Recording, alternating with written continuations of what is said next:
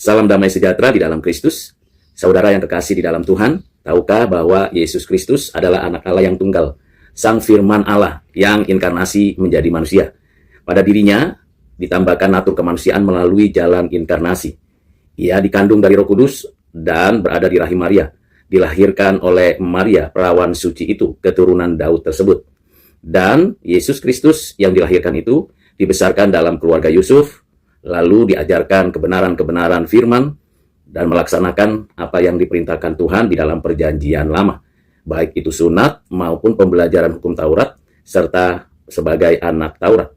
Dalam keadaan kemanusiaannya, Yesus mengemban tugas menyelenggarakan kerajaan Allah di atas bumi, mengajarkan firman Tuhan, menyatakan kuasa dan kasih-Nya, menegakkan kebenaran dan keadilan.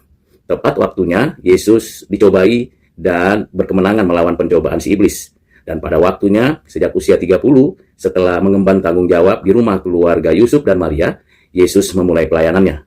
Dan ketika ia memulai pelayanannya, tentulah ia menyatakan bahwa kerajaan Allah sudah dekat. Untuk itu bertobatlah, hai manusia. Saudara yang kekasih di dalam Kristus, dalam pelayanannya, Yesus mengajarkan perihal kerajaan Allah, memanggil sekian banyak orang untuk menjadi murid-muridnya.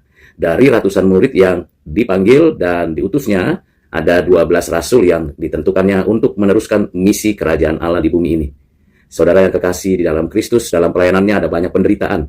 Padahal dia tidak pernah berdosa, tidak pernah berbuat dosa, dan tidak ada dosa pada dirinya. Karena benih dosa tidak ada pada dirinya. Dia adalah Adam yang kedua. Saudara, dalam pelayanan pemberitaan kabar baik yang dinyatakannya, ia mengalami banyak tuduhan, fitnah, dianggap orang gila, kerasukan setan, dan sebagainya. Namun dia adalah anak Allah yang inkarnasi, Yesus Kristus, Sang Mesias. Dalam keadaannya demikian, ia mati di atas kayu salib, menyerahkan nyawanya untuk menebus umatnya yang berdosa. Dan di sanalah kemenangan mulai dinyatakan. Kematian dikalahkan dengan kematiannya. Dan kuasa kebangkitannya pada hari ketiga menunjukkan bahwa dia hidup, dan kehidupannya memberikan jaminan hidup kekal.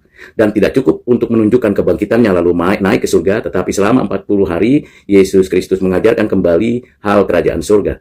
Menjelaskan siapakah dirinya, anak Allah, juru selamat, penebus satu-satunya.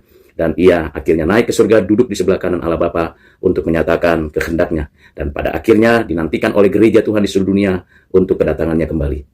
Inilah kisah dan kenyataan dari Yesus Kristus yang diberitakan di dalam Alkitab. Tuhan memberkati saudara. Amin.